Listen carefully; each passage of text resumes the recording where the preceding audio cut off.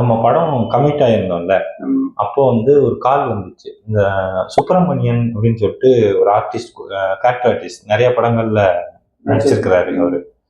அவர் வந்து கால் பண்ணி, சார் வாழ்த்துக்கள் சார் அப்படின்னாரு. அண்ணா தேங்க்ஸ்ண்ணா அப்படின்னு சொன்னப்போ, என்ன ஞாபகம் இருக்கா அப்படின்னு கேட்டாரு.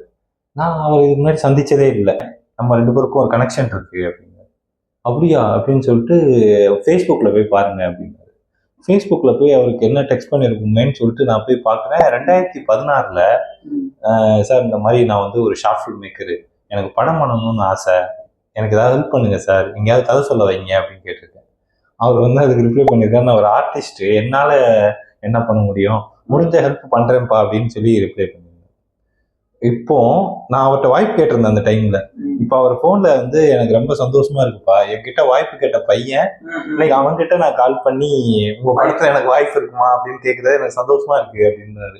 அப்ப நான் அவருக்கு அனுப்புன மெசேஜ் என்னன்னா, என்ன நினைச்சு எனக்கு ரொம்ப சந்தோஷமா இருக்கு சார், நான் 2016 கேட்டிருக்கேன், ஸ்டில் இது வரைக்கும் நான் வந்து ஓடிக்கிட்டே இருந்திருக்கேன், நீங்க யாருமே தெரியாது, உங்ககிட்ட எல்லாம் வந்து ஏதாவது ஹெல்ப் பண்ண முடியுமான்னு கேட்டிருக்கேங்கல.